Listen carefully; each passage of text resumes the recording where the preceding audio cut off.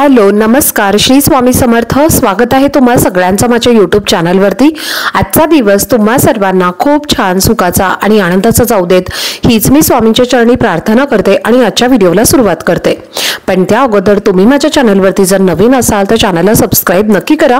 त्याचबरोबर कमेंटमध्ये श्री स्वामी समर्थ लिहायला अजिबात विसरू नका। 7 जानेवारी पासून शाकंभरी नवरात्रीची सुरुवात झालेली आहे आणि सोमवारी 13 जानेवारीला या नवरात्रीची समाप्ती होणार आहे। त्याचबरोबर शाकंभरी जयंती सुद्धा 13 जानेवारीला म्हणजेच शाकंभरी पौर्णिमेच्या दिवशी केली जाणार आहे। तर हे नवरात्र पौष शुक्ल अष्टमी पासून ते पौष महिन्याच्या पौर्णिमेपर्यंत साजरं केलं जातं, ज्यामध्ये देवी शाकंभरीची पूजा केली जाते। शाकंभरी देवी ही दुसरी तिसरी कोणी नसून आदिशक्ती जगदंबेचाच एक सौम्य अवतार आहे।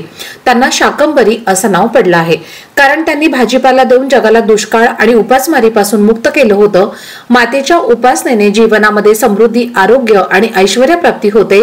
शाकंभरी नवरात्रीच्या दरम्यान भक्त विशेष करून देवीला ताजी फळं, ताज्या भाज्या अर्पण करत असतात आणि देवीचा आशीर्वाद हा प्राप्त करून घेत असतात। तर याला शाकंभरी मातेला अन्नपूर्णा माता असं सुद्धा म्हटलं जातं। म्हणून या शाकंभरी नवरात्रीमध्ये अन्नपूर्णा माता, कुलदेवी, दुर्गा माता यांचं पूजन हे केलं जातं। तर या नवरात्रीमध्ये माता दुर्गेच्या पूजेसोबतच काही प्रभावी असे उपाय सुद्धा केले जातात। हे उपाय केल्यामुळे त्या उपायांचा आपल्याला निश्चितच फळे प्राप्त होतं। आजच्या व्हिडिओमध्ये तुमच्यासोबत मी एक अतिशय प्रभावशाली असा उपाय शेअर करणार आहे। तर आजपासून ते शाकंभरी पौर्णिमेपर्यंत कधीही तुम्ही काहीच नाही केलं तरीही चालेल, पण घरामध्ये या ठिकाणी ठेवा फक्त एक विड्याचं पान। हे पान ठेवल्यामुळे सर्व कामांमध्ये तुम्हाला यश मिळेल। लक्ष्मीच्या कृपेने घरातील 7 पिढ्यांचं दारिद्र्य नष्ट होऊन कुटुंबाची, मुलांची आणि पतीची अगदी भरभरून प्रगती होईल। तर हा उपाय कसा करायचा आहे, कोणत्या वेळेत करायचा आहे याबद्दलची संपूर्ण माहिती तुमच्यासोबत मी आजच्या व्हिडिओमध्ये शेअर करणार आहे। त्यामुळे व्हिडिओ हा स्किप न करता शेवटपर्यंत नक्की पहा, जेणेकरून तुमच्यापर्यंत योग्य ती माहिती पोहोचेल। आणि तुम्ही माझ्या चॅनलवरती जर नवीन असाल तर चॅनलला पण लगेच सबस्क्राइब करा आणि बेल आयकॉनला पण प्रेस करा, म्हणजे मी जेव्हा कधीही नवीन व्हिडिओज अपलोड करेन त्याचं नोटिफिकेशन सर्वात आधी तुम्हाला मिळेल आणि तुमचा एकही व्हिडिओ हा मिस होणार नाही। आजच्या व्हिडिओमध्ये तुम्हाला मी जो उपाय सांगणार आहे तर हा अत्यंत प्रभावी आहे। तुम्ही याला उपाय म्हणू शकता किंवा सेवा सुद्धा म्हणू शकता। तर तुम्हाला हा उपाय शाकंभरी पौर्णिमेपर्यंत करायचा आहे। या शाकंभरी पौर्णिमेच्या दिवशी भोगी आहे, तर या संपूर्ण दिवसापर्यंत तुम्ही हा उपाय कधीही केला तरीही चालेल, कारण हे नवरात्रीचे दिवस असतात। तर हे खूप प्रभावी असे दिवस असतात आणि या दिवसांमध्ये दैवी शक्ती जी आहे तर ती खूप जास्त प्रमाणामध्ये जागृत असते आणि यावेळी जर आपण काही उपाय केले तर त्या उपायांना आपल्याला निश्चितच फळ हे प्राप्त होत असतं। नवरात्रीमध्ये विड्याच्या पानांना विशेष महत्त्व दिलं जातं। नवरात्रीमध्ये पहा, विड्यांच्या पानांची माळ जी आहे तर ती देवीला अर्पण करत असतो आपण। तर आपल्या हिंदू धर्मामध्ये विड्याच्या पानांना अनन्यसाधारण असं महत्त्व आहे। ही पानं अत्यंत शुभ मानली जातात। या पानांमध्ये अनेक देवी देवतांचा वास असतो आणि म्हणूनच आपण या पानांचा उपयोग शुभ कार्यामध्ये करत असतो। पौराणिक कथा आणि धर्मग्रंथांमध्ये सुद्धा या पानांचा उल्लेख जो आहे तर तो केलेला आहे। नवरात्रीमध्ये या पानांच्या संबंधित काही उपाय करणं हे अत्यंत शुभ मानलं जातं। तर हे उपाय जर आपण केले तर माता दुर्गा ही आपल्यावरती प्रसन्न होते, तसेच आपल्या अनेक समस्या ज्या आहेत तर त्या दूर होतात।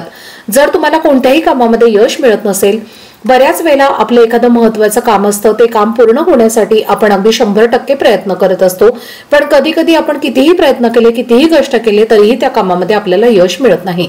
कोणत्याही गोष्टी आपल्या मनासारख्या घडत नाहीत, त्याचबरोबर आपल्या कोणत्याही इच्छा मनोकामना पूर्ण होत नाहीत।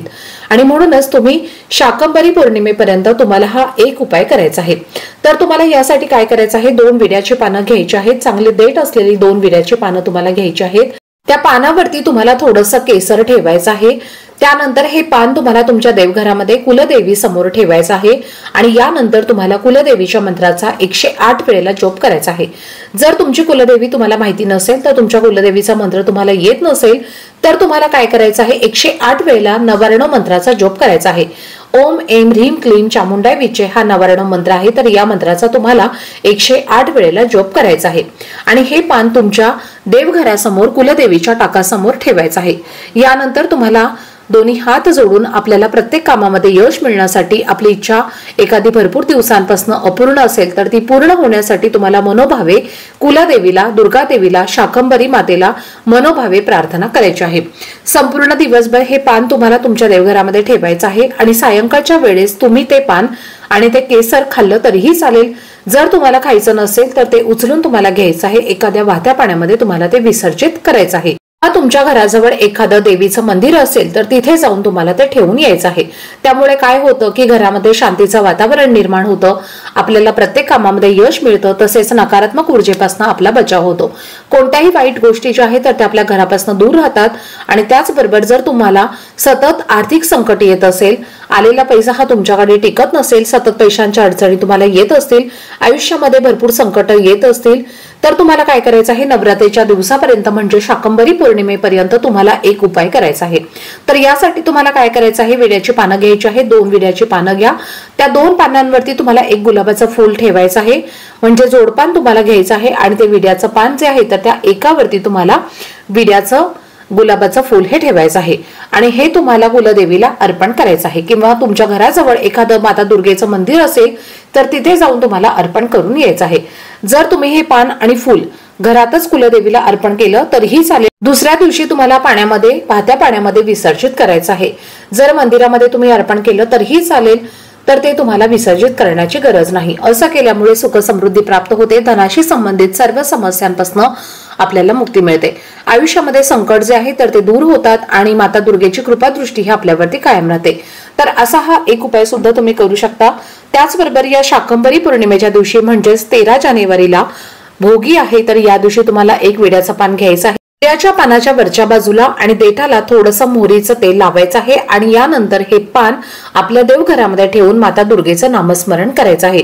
यानंतर हे पान तिथून उचलून तुम्हाला झोपताना तुमच्या उशीखाली रात्रीच्या वेळी ठेवायचं आहे। सकाळी उठल्यानंतर ते पान तुम्हाला घेऊन तुमच्या घराजवळ असणाऱ्या माता दुर्गेच्या मंदिरामध्ये जायचं आहे आणि त्या मंदिराच्या मागच्या साईडला तुम्हाला हे पान ठेवायचं आहे।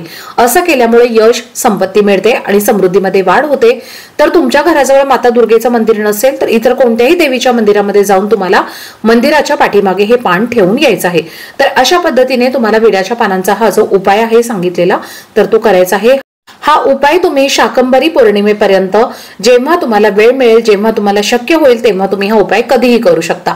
आजचा व्हिडिओ जर तुम्हाला आवडला असेल, माहितीपूर्ण वाटला असेल तर व्हिडिओला जास्तीत जास्त लाईक, शेअर आणि चॅनलला सबस्क्राईब नक्की करा। भेटूयात पुढच्या व्हिडिओमध्ये, तोपर्यंत सर्वांना श्री स्वामी समर्थ।